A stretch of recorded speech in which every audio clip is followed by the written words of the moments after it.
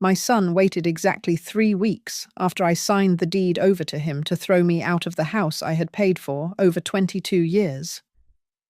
He told me I was suffocating them. I stood on the curb with my suitcase, shivering in the Wisconsin wind, clutching a secret letter in my coat pocket. I had just inherited a fortune, but I was not going to tell him. Not until I saw exactly who he was when I had absolutely nothing.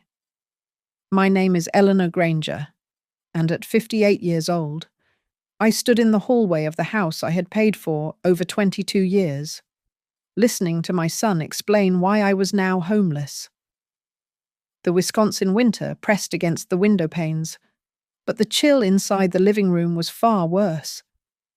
The house smelled of the cinnamon candles I had bought last week, a scent that now made my stomach turn.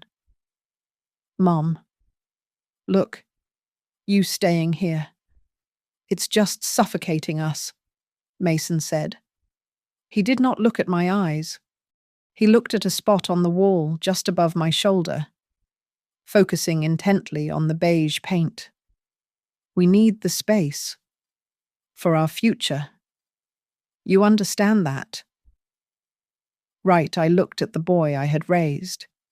He was 30 years old, broad-shouldered, wearing the cashmere sweater I had bought him for Christmas.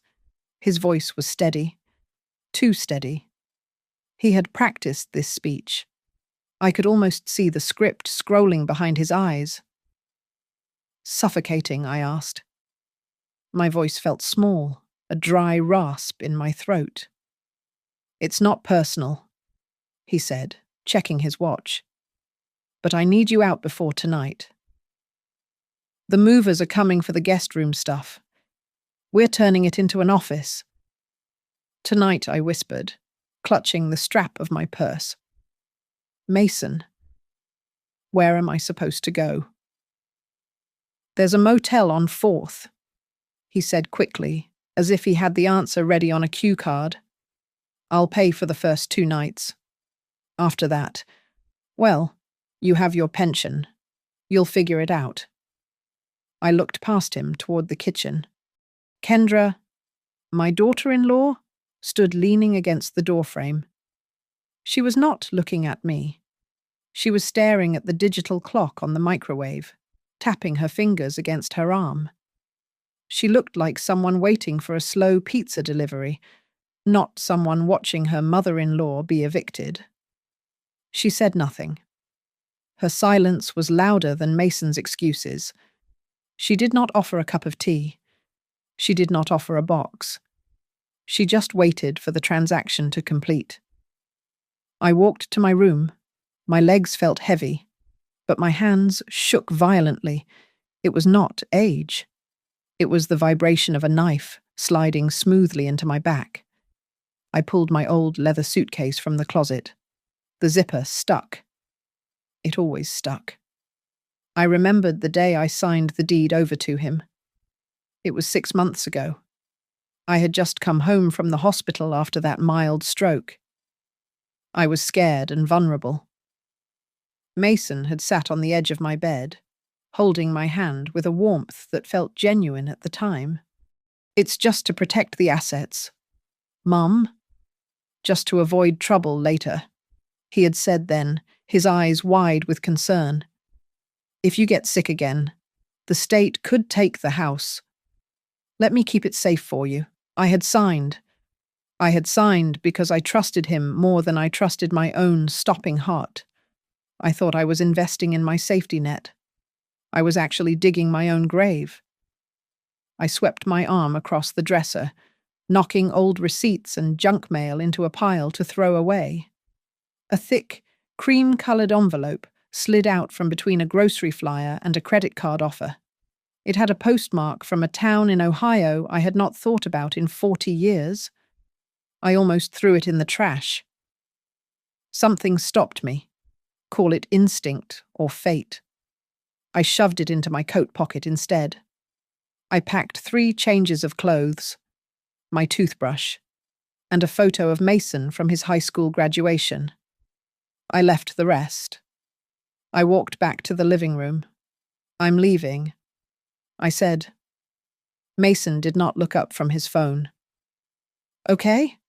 Leave the keys on the table. Kendra hates looking for them. I opened the front door. The wind hit me instantly, biting and cruel. I stepped onto the porch and heard the deadbolt click shut behind me before I even reached the bottom step. I walked to the bus stop 3 blocks away. I sat on the frozen metal bench. My breath came in white puffs. That was when the realization settled over me. Heavy and absolute. I was not abandoned. Abandonment implies negligence. This was active. This was a removal. I had been replaced. My utility as a mother and a provider had expired. So I was being discarded like a broken appliance to make room for new furniture. I reached into my pocket and pulled out the cream envelope. My fingers were numb, but I managed to tear it open. It was from a law firm representing my great-aunt Clara, a woman known for her stinginess and her silence. We had not spoken since I was 18. I read the letter, then I read it again. The numbers were written out clearly. $2 million. I looked up at the grey sky. I did not cry. The tears simply were not there. Instead, a strange, cold heat spread through my chest. I looked at the house down the street, the one with the light now on in the kitchen where Kendra was probably already popping a bottle of wine. I folded the letter and put it back in my pocket. I would not call Mason. I would not tell him I was safe. And I certainly would not tell him I was rich. "You want to see what happens when I have nothing," I whispered to the empty street. "Okay. Mason. Let's see." A small smile touched my lips. It was not a happy smile. It was the smile of a woman who just realized she held the match that could burn the whole world down. I would test him. I would give him every chance to be a human being. And if he failed, I would let the consequences bury him. The bus rattled over the potholes of 4th Avenue, the heating vent beneath my seat blowing lukewarm air that smelled of wet wool and diesel. I clutched my bag to my chest and closed my eyes. The image of Mason's blank face in the doorway would not leave me. But what hurt more was the memory of the boy who used to exist before that man took his place. I did not start out with a paid-off house. I built that life, dollar by agonizing dollar, starting as a night shift secretary before clawing my way into human resources at North Lake Records and Compliance. I was a single mother with a high school diploma and a terrifying amount of debt after the divorce. I remembered the year Mason turned 17. I was taking night classes at the community college, finally pursuing the paralegal certification I had wanted for a decade. Then came the phone call. It was not a reckless accident, just bad Wisconsin ice and an inexperienced driver. Mason was safe. But the car was totaled, and the other driver's insurance was predatory. I looked at my tuition savings. Then I looked at my son, who was shaking and pale in the emergency room waiting area. "Mom, I'm so sorry." I didn't see the ice. He had sobbed, his voice cracking. "It's okay. We will fix it," I had told him. I withdrew from the college the next morning. I used the tuition money to pay the deductibles and the legal fees. I never went back to school. I told myself it was fine because seeing him graduate high school without a mountain of debt on his shoulders was my real degree. Our life was small, but warm. It was defined by the kitchen island, where I packed his lunch every single morning until he was 18. I always slipped a sticky note in with his sandwich. "Good luck on the test. I am proud of you. Drive safe." He used to save them. I found a stack of them in his drawer once when he was a sophomore, and I had cried in the laundry room because I felt like the luckiest mother in the world. Then came Kendra. Then came the wedding. I liquidated 40% of my retirement fund for that wedding. Mason told me it was important to start off on the right foot, to show Kendra's family that we were dignified. I paid for the open bar, the photographer, and the down payment on their honeymoon. I told myself I was investing in the family. I thought I was buying a seat at their table. But after the wedding, the dynamic shifted. The calls became shorter. The warmth evaporated. "You understand? Mum, we're busy," became his standard greeting. Then it hardened. "Mum, don't be dramatic. You're making this a bigger deal than it is." The requests for money started as emergencies. First, it was $3,000 for credit card debt they had accrued during the holidays. Mason had sat at my kitchen table, head in his hands. "It's just this once. I promise," he had said. "We just need a little breathing room." I wrote the check. 6 months later, it was $2,000 for car repairs. Then it was $5,000 to help with a deposit on a rental property they wanted to flip. It was always urgent. It was always the last time. I began to feel like a portable charger. They plugged into me when they were low, drained what they needed, and then tossed me into a drawer until the next red battery icon appeared. When I was fully charged and offering love or advice, I was annoying. When I was giving cash, I was essential. I tried to talk to him about it last Thanksgiving. I wanted to establish boundaries. Mason did not yell. He did something far more effective. He went silent. He stared at me with a look of profound disappointment, as if my desire to keep my own money was a betrayal of his potential. "I didn't think you would be so petty about keeping score," he had said softly. He twisted it until I ended up apologizing for making him feel bad. That was his superpower. He could take my generosity and turn it into my obligation. Now, sitting on this bus, I realized that today's eviction was not a sudden snap of anger. It was the logical conclusion of a long spreadsheet. I had no more liquid assets to give. I had signed over the deed to the house. I was no longer a resource. I was an overhead cost. Mason did not hate me. That would have required passion. He simply audited his life and decided I was a redundant expense. The way he had handed me my coat and checked the time, it was not cruel. It was administrative. And that made it hurt more than a physical blow ever could. The next morning, I walked into a small branch of a regional bank 3 towns over.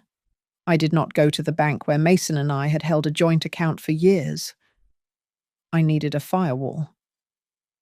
I sat across from a branch manager who looked too young to be handling the amount of money I was depositing. I slid the inheritance check and the trust documents across the mahogany desk. I read the fine print while he processed the paperwork. My aunt had not just left me cash. She had set up a trust structure with specific milestone disbursements. I could access a lump sum now, or I could trigger released amounts based on specific conditions.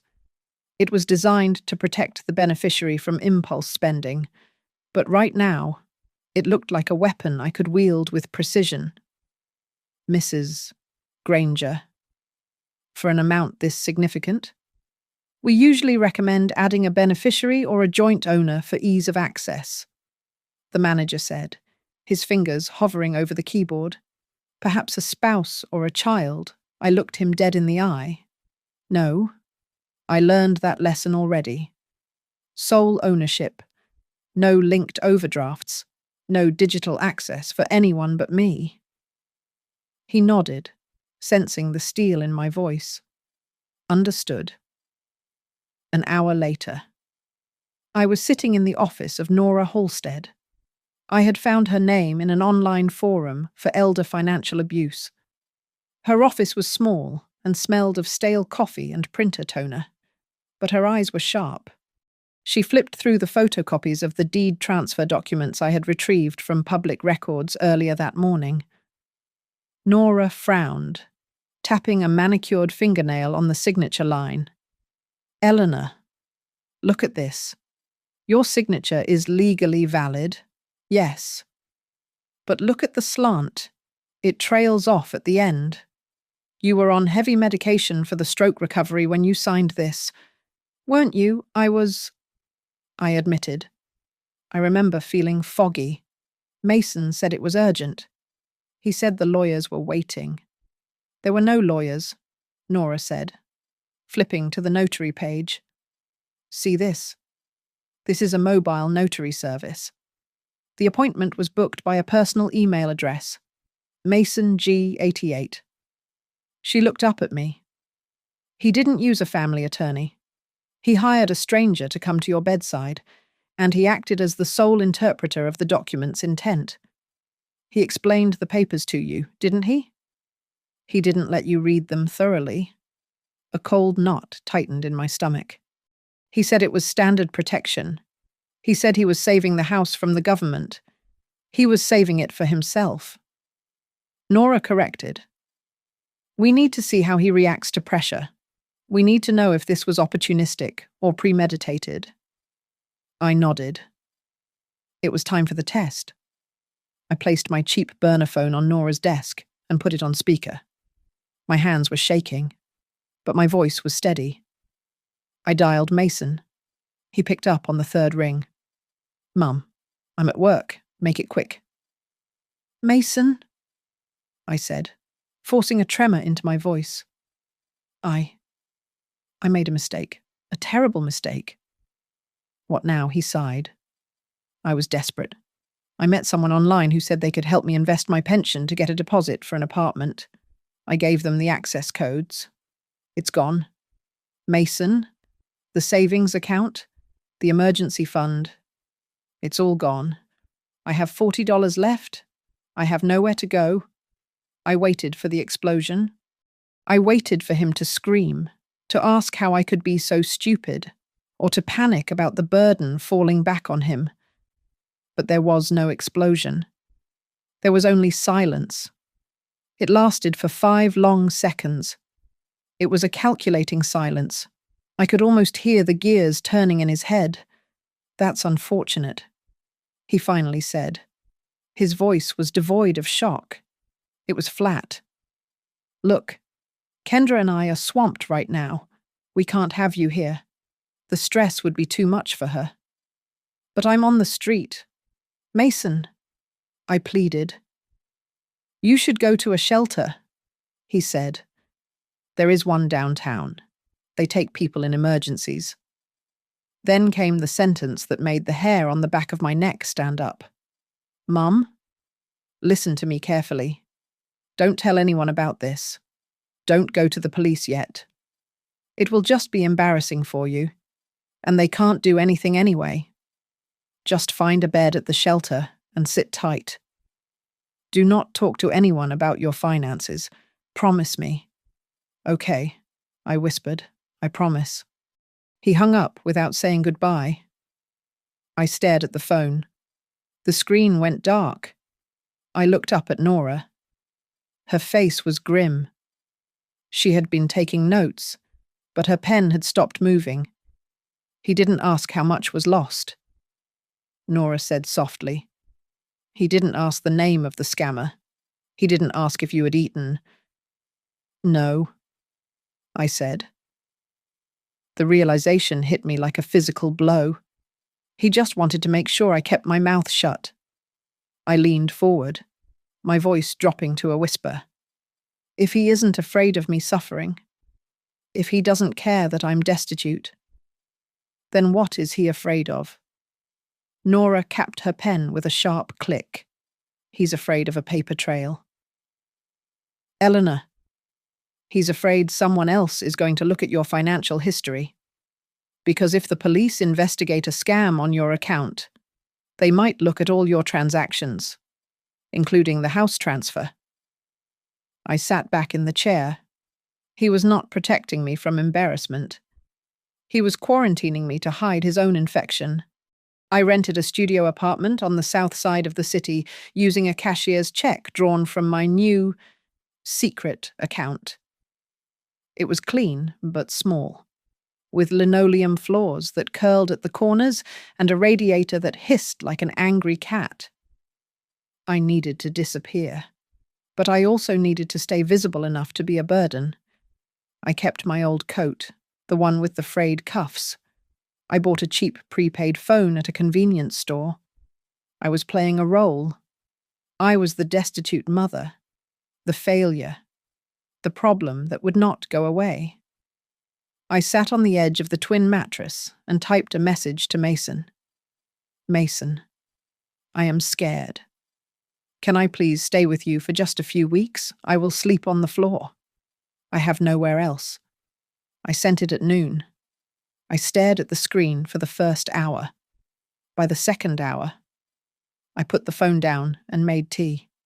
By the fourth hour, the silence felt heavy. It took him exactly 6 hours to reply. The phone buzzed. Not convenient. Kendra is stressed with work. Try the shelter I mentioned. There was no question about my safety. He did not ask if I had eaten dinner. He did not ask if I was warm. 10 minutes later, my phone rang. It was Kendra. I answered, making my voice sound small and trembling. Hello, Eleanor. Hi, Kendra said. Her voice was sugary sweet, the tone she used when speaking to a customer service representative she intended to scream at later. Look, we got your text. Mason is really upset. He loves you, obviously, but you have to understand. You are putting him in a terrible position. I just need a place to sleep. Kendra. I said, I know, but honestly, you staying here would just create tension? She sighed. A long, dramatic exhale. Don't make Mason choose between his wife and his mother. That isn't fair to him. Don't make him be the bad guy. I held the phone tight against my ear. I am his mother, Kendra. I am not a landlord dispute. Just figure it out. Okay, for Mason's sake. She hung up. I sat there in the dim light of the studio apartment. They did not see me as a human being in crisis. I was a relationship issue. I was an obstacle to their evening relaxation. My mind drifted back, connecting dots I had ignored for years. I realized something sickening. Their requests for money were never random. Mason always had a crisis exactly when I received my tax refund. The car always broke down the week my annual bonus cleared. They knew my financial schedule better than I did. They had been tracking my solvency for years, harvesting my income like a seasonal crop. I met Nora the next day at a diner. I told her about the call. We need data, Nora said, stirring her black coffee. Not emotions. Emotions get dismissed in court. Data wins. Start a log. I nodded. I bought a spiral notebook. I began writing down every interaction, every date, every dollar amount I could remember from the last 5 years. That evening, I dug through my old email archives on my laptop. I was looking for a specific date from 2 years ago, the last time I was hospitalized for pneumonia. I found an email from Mason with the subject line just in case. Attached was a document I had vaguely remembered signing while high on fever and antibiotics. It was a durable power of attorney. I printed it out and read the clauses. It was not just for medical decisions. It gave Mason full authority over my financial assets if I was deemed incapacitated or unable to make sound decisions. My blood ran cold. I had told him I lost all my money to a scam. To him, that did not just look like bad luck. It looked like incompetence. It looked like the decline of an old woman who could no longer handle her affairs. If he thought I was mentally slipping, he could use this document. He could declare me incompetent, take control of my remaining assets, which he assumed were zero, but would soon discover were massive, and force me into a state-run facility to get me out of the way. The lost everything story was a double-edged sword. I had baited a trap, but I had also handed him the knife to cut my throat. I needed to know exactly how far he had gone. I needed eyes on him that weren't mine. I picked up the phone and dialed the number Nora had given me. Mercer Investigations. A gravelly voice answered. Mr. Mercer, I said. My name is Eleanor. I need you to find out what my son is planning before he tries to have me committed. Cal Mercer did not look like a private investigator from the movies. He looked like a retired accountant who had seen too many audits go bad.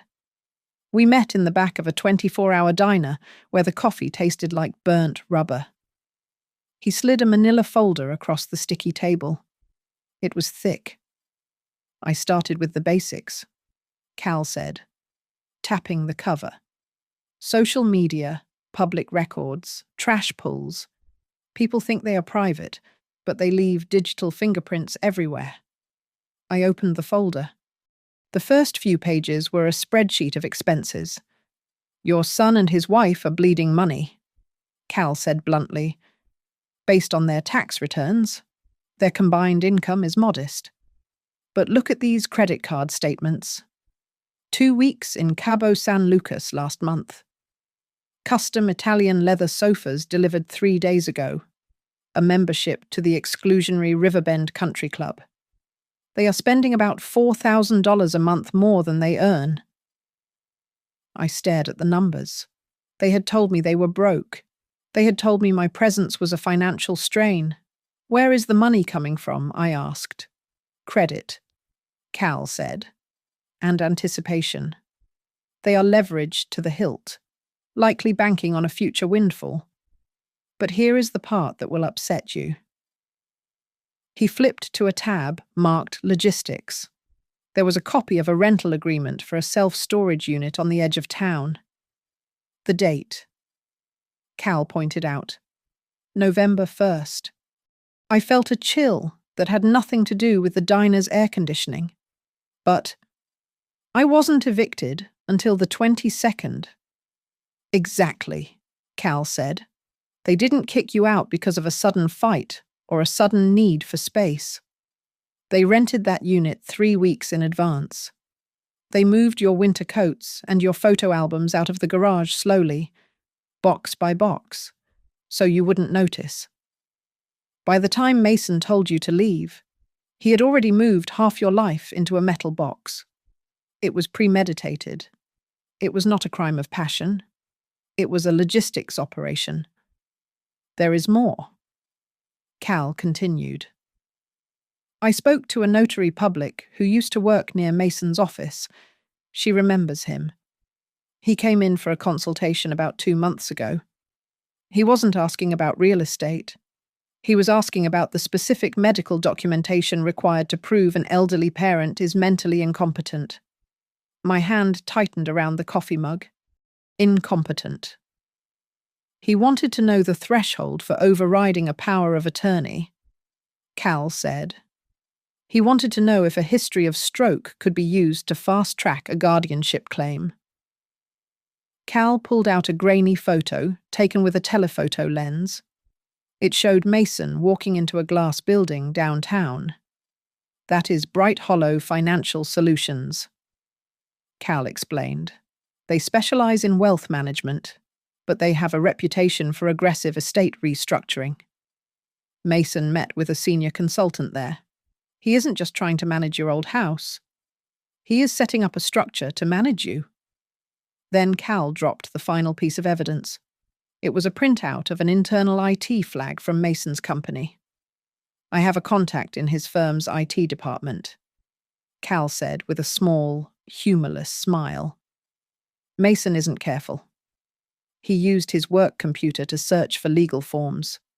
Search terms included emergency guardianship filing, dementia financial control, and involuntary commitment procedures.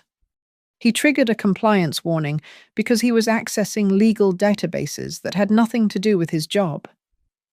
He was warned by HR last week. I sat back against the vinyl booth. The noise of the diner faded away.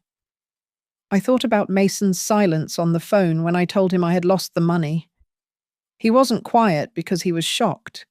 He was quiet because I had just handed him the ammunition he had been looking for.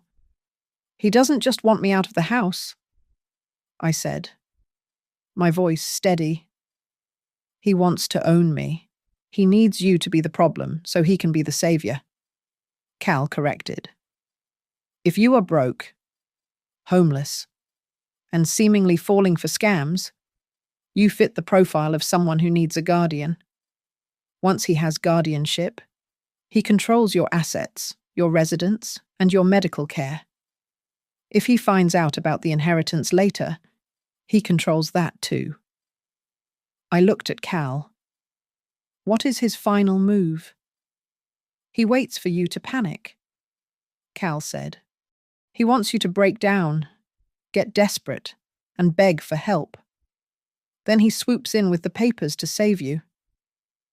I looked down at the photos of my son. I saw the greed in his eyes that I had mistaken for ambition. Okay, I said. He wants desperate. I will give him desperate. You are going to set a second trap, Cal guessed. I am going to make him think he has won. I said, I'm going to call him. I'm going to tell him I am starving. I'm going to tell him I am losing my mind. And when he comes to sign my freedom away, I will be ready. I waited until 10 in the morning to make the call. My hands were steady, but I forced my voice to tremble as I held the phone to my ear. I needed to sound like a woman on the edge of a cliff, looking for a hand to pull her back. Mason. It's me, I said, letting a ragged breath hitch in my throat. The landlord. He says I have to pay another deposit or leave by Friday. I don't understand the forms for the state assistance. They are too complicated. State assistance, Mason asked. His tone shifted instantly from annoyance to opportunity. Don't sign anything yet. Meet me at the coffee shop on 3rd, the one with the big patio. Bring whatever you have. I arrived 10 minutes early. The coffee shop was loud, filled with the clatter of ceramic mugs and the hiss of espresso machines. It was the perfect cover. I spotted Nora sitting 3 tables away. She was wearing a grey beanie and oversized glasses, looking intently at a tablet. Outside, I knew Cal was in his sedan, logging the timestamp of my arrival. Mason walked in 6 minutes late. He wore his sharp navy suit, the one he wore when he wanted to intimidate junior associates. He carried a thick blue folder. He did not hug me. He sat down and immediately placed the folder on the table between us. Okay. Mom. I handled it, he said, his voice low and urgent. I printed out the proper forms for you. You just need to sign them so I can talk to the agencies on your behalf. It will speed everything up. He slid the papers toward me. I put on my reading glasses and squinted at the text. The header did not say state aid application in dense legal jargon. It outlined a petition for voluntary guardianship and asset control delegation. This looks like a lot of pages. Mason, I said, feigning confusion. What is plenary authority? Mason sighed, checking his watch, then looking over his shoulder. He was scanning the room, not for danger, but for witnesses. It is just legal speak, Mum. It means I can yell at the clerks for you. You trust me. Right. I am trying to save you from the street. I know. I know? I stammered. I'm just so tired. I reached into my tote bag for a tissue to wipe my dry eyes. In that split second of movement, while Mason looked away at a passing waiter, I performed the switch. My hand moved with a speed I did not know I possessed. I slid Mason's stack into the open mouth of my bag and pulled out the identical stack Nora had prepared for me. They looked exactly the same. The font was the same. The weight of the paper was the same. But Nora's version contained a paragraph 14b. This agreement is immediately null and void upon proof of any undisclosed financial conflict of interest or fraudulent intent by the assignee. I placed the new stack on the table and picked up the pen. Just sign by the stickers, Mason directed, tapping the page. I signed. My signature was shaky, not because I was weak, but because I was furious. I handed the papers back to him. Mason took them and slid them quickly into his briefcase. His shoulders dropped. The tension left his body. He looked like a man who had just closed the biggest deal of his career. "Good," he said, exhaling. "This will fix everything. I'll get the accounts. I mean, the assistants. Sorted out by Monday." He stood up to leave, buttoning his jacket. He looked down at me, and for a second, his mask slipped. He looked almost giddy. "You just sit tight, Mum. And listen, don't tell anyone about the inheritance yet. I mean..." He froze. His eyes widened slightly. "I mean, don't tell anyone about the money you lost. It's embarrassing." The world seemed to stop spinning. The noise of the coffee shop faded into a dull roar. "The inheritance?" I asked. My voice was very soft. Mason blinked. He forced a laugh, but it was brittle. I said, "Insurance. Don't tell anyone about the insurance claim for the lost money. You're hearing things. Mum, you really need rest." He turned and walked out the door without looking back. I sat there, frozen. I had never mentioned an inheritance. I had never mentioned a will. I had never mentioned my aunt. Nora slid into the seat opposite me. She had heard everything. "He said inheritance," Nora whispered. He corrected himself, but he said it. "How does he know?" I asked, my hands gripping the edge of the table. I kept the letter in my coat. I never showed him. Nora pulled out her phone and began typing furiously. "Think. Eleanor, when did you get the letter, exactly?" "The morning I was evicted," I said. "It was in a pile of junk mail on the dresser. I found it when I was packing." "No," Nora said, looking up, her eyes dark. "You found it in the pile. That doesn't mean it arrived that day. The postmark. Do you remember the date on the envelope?" I closed my eyes, visualizing the cream-colored envelope. "It was dated 3 days before he kicked me out. He sorts the mail." Nora said, "He saw it. He opened it. He resealed it and left it there." The realization hit me with the force of a physical slap. Mason knew. He knew I had inherited $2 million. He didn't kick me out because I was a burden. He kicked me out because he needed me to be vulnerable. He needed me to be broken and homeless so that he could force me to sign that guardianship paper. If I was competent and rich, the money was mine. If I was an incompetent, homeless widow, the money was his to manage. He didn't just betray me, I whispered, staring at the empty chair where my son had sat. He hunted me.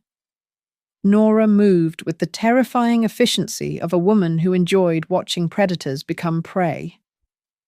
By Tuesday morning, she had filed formal requests with the Postal Service inspector to track the scan logs of the mail delivered to my old address.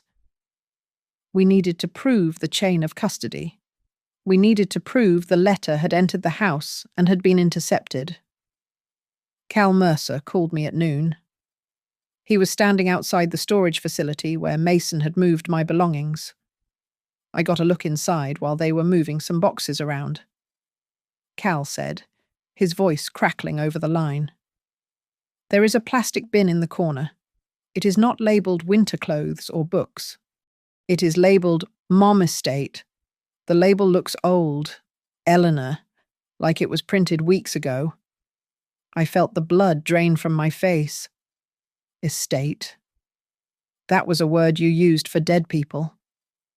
Or people who were legally dead to the world. I hung up and dialed Mason immediately. I needed to hear his voice. I needed to hear him lie. Mason, I said when he answered, I have been thinking. That letter from Aunt Clara, the one you mentioned. Did you open my mail? Did you hide it from me? There was a pause, a long, heavy silence where I could hear him breathing. Mom, you are being paranoid again, he said, his voice tight. I didn't open your mail. Maybe Kendra moved some papers around when she was cleaning. You know how she gets. She probably just tossed it in a pile and forgot. He threw his wife under the bus without a second of hesitation. It was a reflex. So Kendra knew, I asked. I don't know. Look, I have to go to a meeting. He snapped. Stop obsessing over things that don't exist. He hung up, but Cal had eyes on the other half of the equation. Later that afternoon, Cal sent Nora a transcript from a source, a friend of a friend, who had sat near Kendra at a lunch spot. Kendra had been drinking mimosas and talking too loudly. The transcript read, "It's been a nightmare, but Mason handled the legal stuff. As long as she signed the papers, the money flows to the house accounts. We just have to keep her calm for another month. They aren't just stealing," Nora said. "Reading the paper? They are laundering you." But the biggest blow came from Mason's workplace. Nora had been digging into his corporate standing, looking for leverage. She found cracks in his armor that had nothing to do with me. "He is expensing personal luxuries," Nora told me, turning her laptop screen so I could see. "Look at this. He charged a $400 dinner to a client account, but the client was out of the country that week. He is buying gas for Kendra's car on the company card. It's small-time embezzlement. Eleanor. He is treating his corporate accounts like a personal piggy bank, just like he treated you." Then came the clincher. A former colleague of Mason's, someone who had been laid off recently and had no loyalty left, spoke to Cal. Mason was bragging about a windfall 3 weeks ago, the colleague had said. He told us he was about to come into a family trust. He said he was finally going to get the capital to start his own firm. He knew about the money before he even kicked his mother out. I sat back in Nora's leather chair. The picture was complete. It was a timeline of absolute cruelty. Mason had intercepted the letter. He saw the amount. He realized that if he simply handed me the letter, I would be a rich, independent woman, and he would get nothing but maybe a gift. But if he evicted me, broke me, and forced me to sign a guardianship order under duress, he would control the trust. I was not a mother to him. I was a vessel for a transaction. "Do you want to confront him now?" Nora asked. "No," I said. My voice was cold. "I want him to feel safe. I want him to think he has won everything. When people think they are untouchable, they make mistakes." Nora nodded. She drafted a formal email to Mason, inviting him to her office. The subject line was benign assistance with asset recovery strategy. It sounded like we were helping him find my imaginary lost money. While she sent that, I picked up my burner phone. I typed a message to Mason. It was the bait. "Mason?" I have been thinking. I think I might have another account. A secret one I made years ago to save for a vacation. I can't remember the password or the bank. But I think there is money in there. Can you help me find it? I hit send. I knew exactly what he would do. He would see dollar signs. He would think I was senile and confused, and that there was more money to be drained. He would come running to the slaughter. Mason arrived at Nora's office 17 minutes early. He did not come alone. He walked in flanked by Kendra, who looked pale and fidgety in a designer trench coat, and a man in a sharp grey suit carrying a leather portfolio. Mason looked like a man arriving to collect a prize. I sat in the corner chair, wrapped in my old, fraying cardigan, clutching a tissue. I made myself look small. I made myself look defeated. "Mom?" Mason said, his voice booming with forced cheerfulness. "This is Mr. Sterling from Bright Hollow. Since you are confused about your accounts, I thought we should bring in a professional to help us streamline things." Mr. Sterling nodded, offering a smile that did not reach his eyes. "Mrs. Granger? We just want to ensure your assets are protected." Nora sat behind her desk. She did not stand up. She did not smile. She simply gestured to the empty chairs. "Please, sit," Nora said. Her voice was calm, but it had the weight of a gavel striking wood.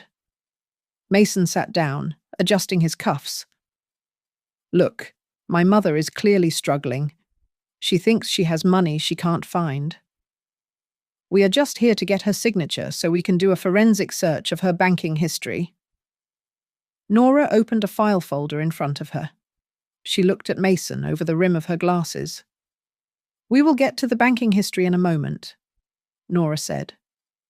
"But first, I have a procedural question. Mr.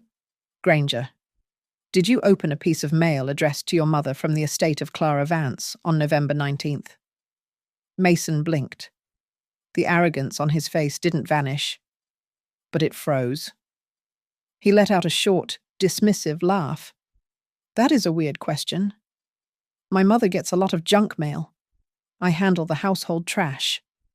"It wasn't trash," Nora said.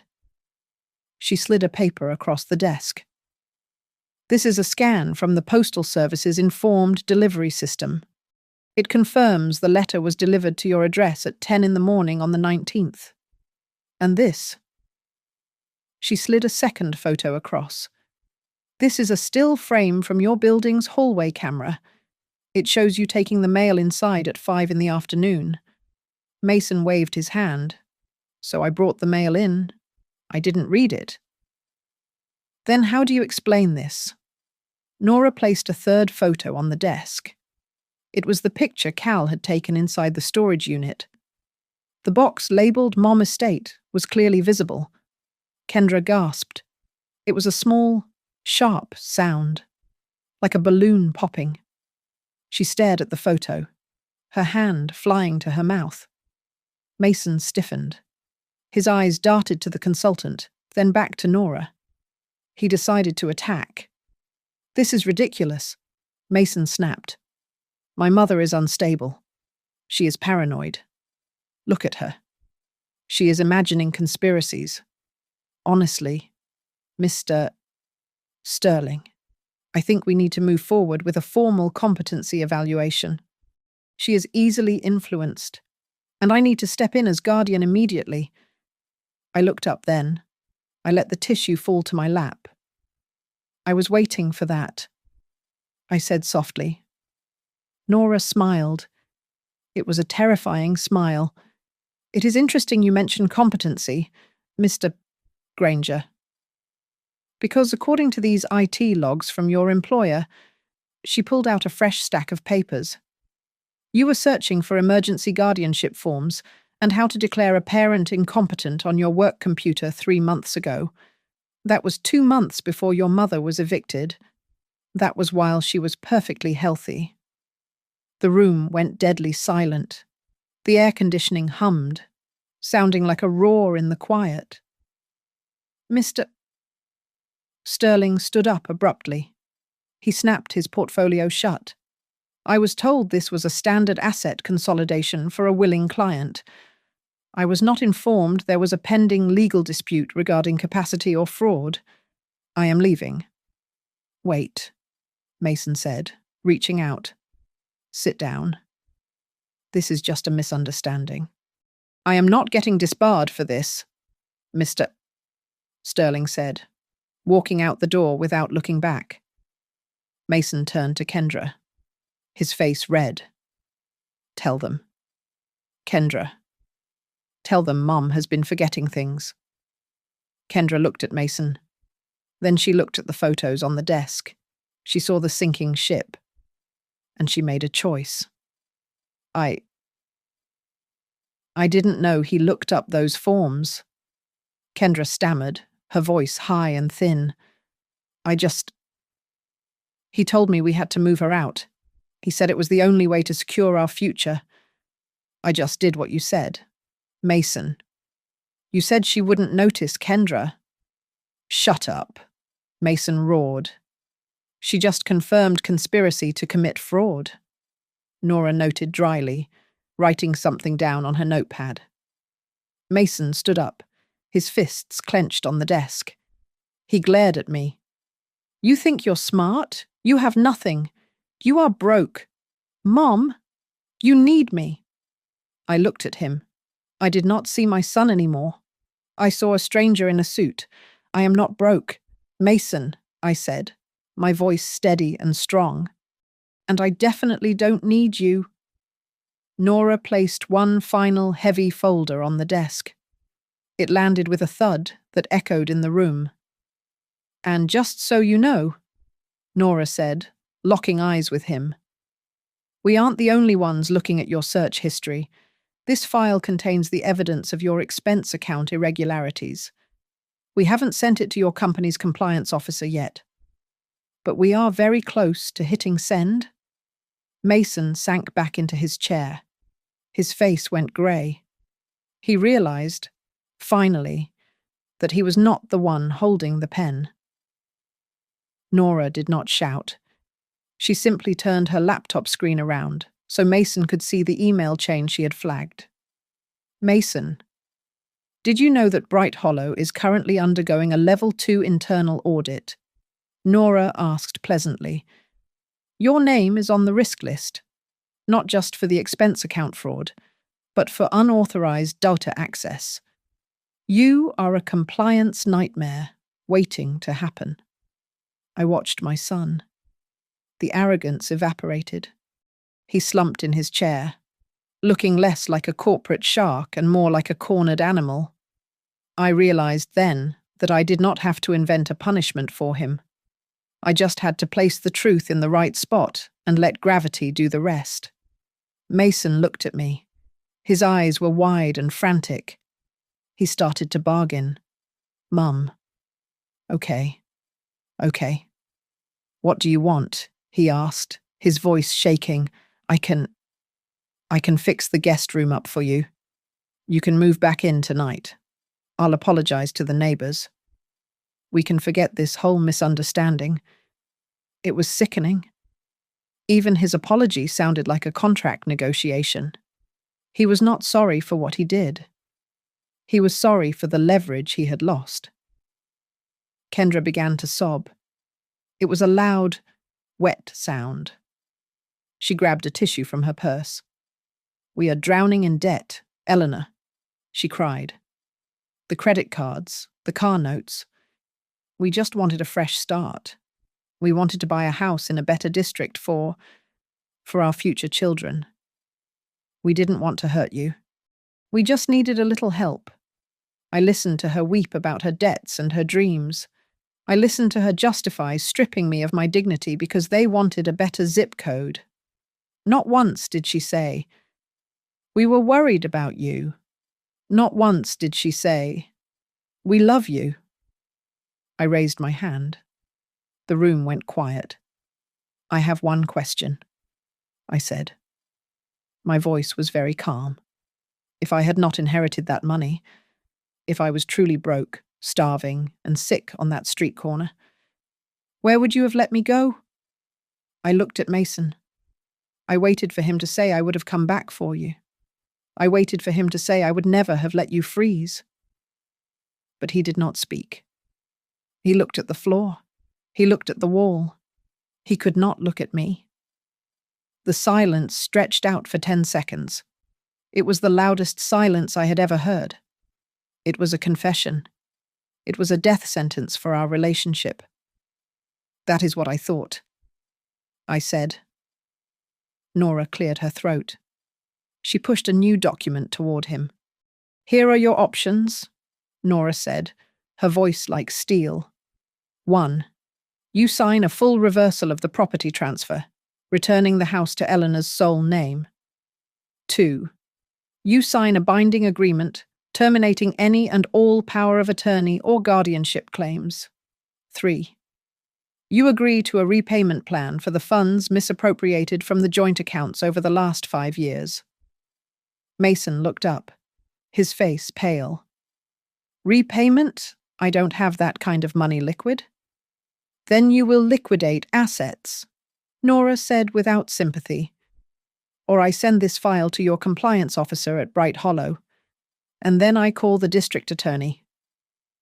Mason stood up, his chair scraping violently against the floor. Mom, you can't do this. This will ruin me. I will lose my job. I will lose my license. You are destroying my life over a mistake. I looked at the boy I had raised. I remembered the lunch notes. I remembered the hospital bills I paid. I remembered the nights I worked overtime so he could have new sneakers. I am not destroying your life. Mason, I said. You wrote the script to destroy mine first. I am just reading the ending you didn't expect. Nora's phone buzzed on the desk.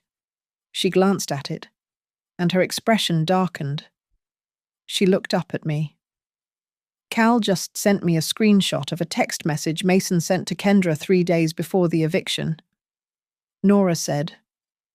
She looked directly at Mason. It says, quote, put her in the shelter for a week. The cold will soften her up, so she signs whatever we put in front of her. I felt the air leave my lungs, soften her up, like I was a piece of meat, like I was an enemy combatant to be broken. I stood up. I did not scream. I did not cry. I smoothed down my cheap cardigan. We are done talking, I said. Draw up the final papers. Nora, I want everything back, and I want it signed today. I walked to the door. I did not look back at my son or his crying wife. I was not going to finish them off with anger. I was going to finish them off with the law. The final meeting took place in a sterile, glass-walled conference room at a mediation center downtown. Mason arrived expecting a quiet settlement. He thought he was there to manage a hysterical mother who would agree to anything to avoid a public scene. He sat with his arms crossed, tapping his expensive pen on the table, looking like a man inconvenienced by a minor administrative error. I walked in 5 minutes later. I was not wearing the frayed cardigan or the scuffed shoes I had worn for the last 2 weeks. I wore my tailored black blazer, the one I used to wear for board presentations, and my hair was styled perfectly. I carried a leather briefcase, not a plastic tote bag. Mason froze. His eyes scanned me, confused by the sudden change in costume. I sat down opposite him and placed a single document on the polished table.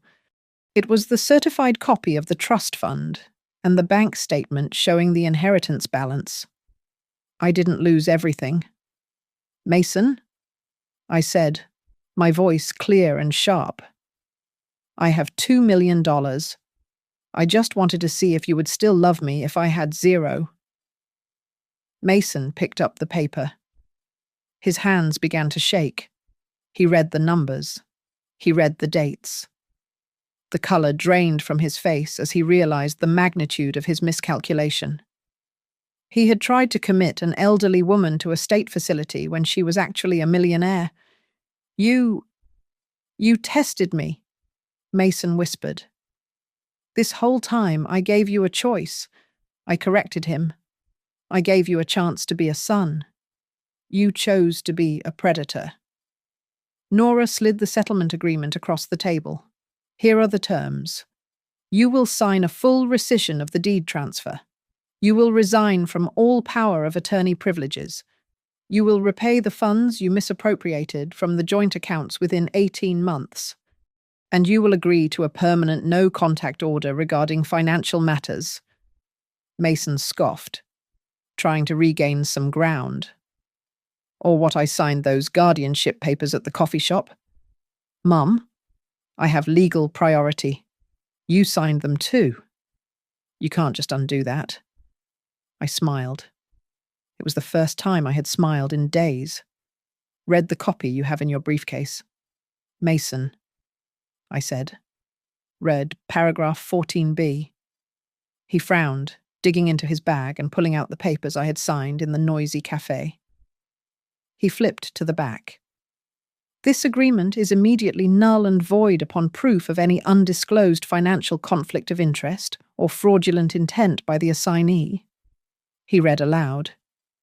His voice trailed off. You didn't sign a guardianship, I explained. You signed a document that defines your own actions as fraud if you had any hidden motives. And since we have proof of your embezzlement and your plan to put me in a shelter to soften me up, that document is now just a signed confession of your intent to harm me. Mason looked at Kendra for support, but Kendra was looking at a folder Nora had just opened in front of her. And Kendra? Nora said softly, We know about the separate account you opened at Citibank. The one where you have been siphoning off Mason's bonus checks to hide your personal credit card debt. If this goes to court, that account becomes public record during discovery. Mason will find out exactly how much you have been stealing from him. Kendra turned on Mason instantly. The survival instinct was faster than loyalty. Sign the papers. Mason. She hissed, her eyes wide with panic. Just sign them. I am not going to court because of your stupid plan. Sign it now. Mason looked at his wife, then at me.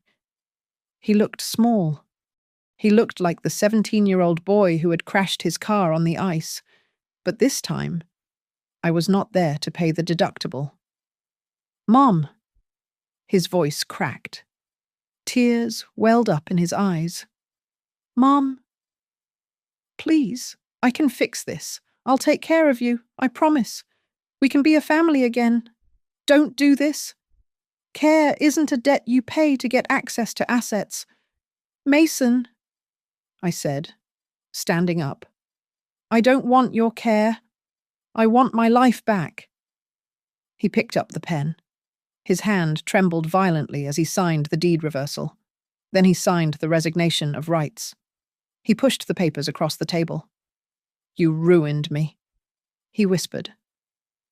No, Mason, I said, looking him in the eye for the last time. You weren't destroyed by me. You were caught by the truth. I picked up my briefcase and walked out of the glass room. I did not look back. I walked out into the cold Wisconsin air.